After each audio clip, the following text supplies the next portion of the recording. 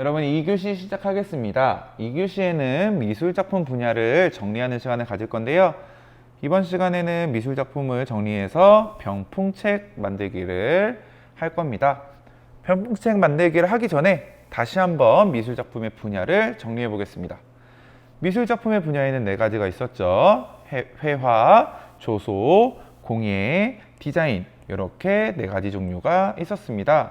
회화는요, 작가의 생각이나 느낌을 종이와 같은 평면 위에 나타내는 것들을 회화라고 합니다. 그 다음에 조소는요, 조각과 소조를 합친 말인데, 조각은 돌이나 나무 같은 딱딱한 것들을 깎아서 만드는 거고요. 소조는 찰흙 같은 것을 빚어서 만드는 것입니다. 다시 한번 이야기하지만 찰흙을 이용해서도 조각도 할 수가 있어요. 굳히면요. 자, 그 다음에 공예는요, 쓰임새와 아름다운 물건을 더해서 생활에 필요한 물건을 만드는 거예요. 쓰임새가 중요합니다. 공예에서는요. 디자인에서는요, 생활에 필요한 것들을 쓰기 편하고 아름답게 계획하고 디자인하는 것입니다. 여기서 중요한 것은 아름답게예요. 아름답게. 공예와 디자인이 약간의 차이점이 있습니다. 여기서는 쓰임새고요. 여기서는 아름다움이에요. 그러면 이제 회화와 조소, 공예와 디자인 네 가지를 정리해 봤는데요. 선생님이 준 미술 활동지에 보면 빈칸 채우기가 있을 거예요. 지금 네 가지 이 장면을 잠시 일시정지 해 놓은 다음에 그 빈칸에다가 회화, 조소, 공예, 디자인 그리고 빈칸을 채워보는 시간을 잠시 갖도록 할게요. 일시정지하고 빈칸을 채워주세요. 자, 다음으로 넘어가겠습니다. 이제 여러분들이 채운 빈칸을 바탕으로 해서요, 미술의 분야를 활용한 병풍책을 만들어 보도록 하겠습니다. 선생님이 준 검정색 도화지를 활용해서 만들면 됩니다. 자, 한 단계씩 볼게요. 검정색 도화지를요, 두 번 접을게요. 이렇게 가운데로 먼저 한번 접은 다음에 그 다음에 왼쪽과 오른쪽을 한 번씩 또 접어주면 됩니다. 자, 접어 볼게요. 가운데를 먼저 접고요. 그 다음에 왼쪽과 오른쪽을 접어서 표현을 합니다.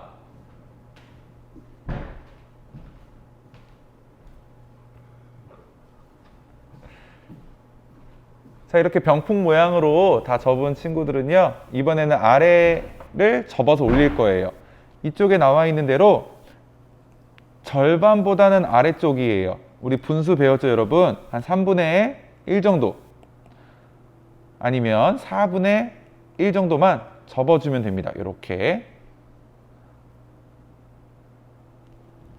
선생님 말이 빠른 친구들은요, 잠시 일시정지하고 따라오면 되겠습니다. 자, 다음으로 넘어갈게요. 이번에는요, 아래를 이빨 모양으로, 악어처럼 이런 모양으로 자를 거예요. 가위를 이용해서 이렇게 자르고 이렇게 자르고 해서 V자 이빨 모양으로 잘라보겠습니다.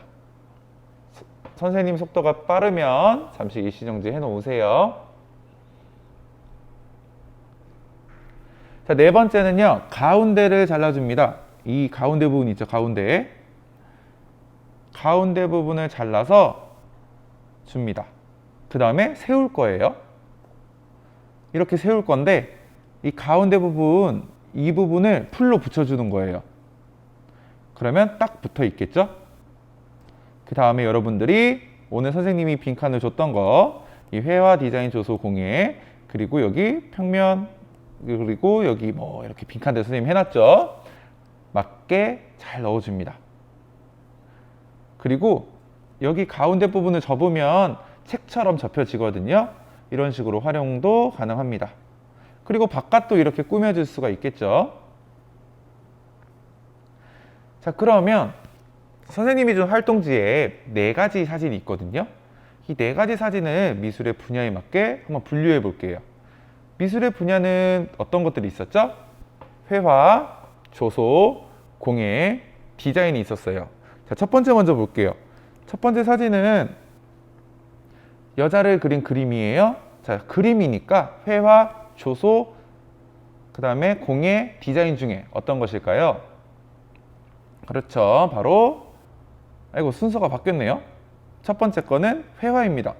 자, 두 번째, 지금 나와 있는 것은 뭐냐면 책장이에요. 책장. 책장은 책을 꽂는 거죠. 책꽂이. 책꽂이 이렇게 생긴 거 봤어요? 선생님도 이번에 찾으면서 처음 봤는데, 이런 것들 책꽂이이지만 조금 아름답게 색다르게 표현을 했죠. 그렇기 때문에 디자인이에요. 공예라고도 할 수 있지 않나요? 생활에 필요한 걸 만들었으니까. 그렇다고도 할 수 있지만 이것은 조금 아름다움에 초점을 맞추었기 때문에 디자인입니다. 그럼 두 번째, 왼쪽에 있는 것들은 뭘까요? 식탁보예요. 식탁보. 식탁 위를 덮어주는 건데요. 그냥 덮어주면 되지만 예쁘게 이렇게 꾸며놨었죠.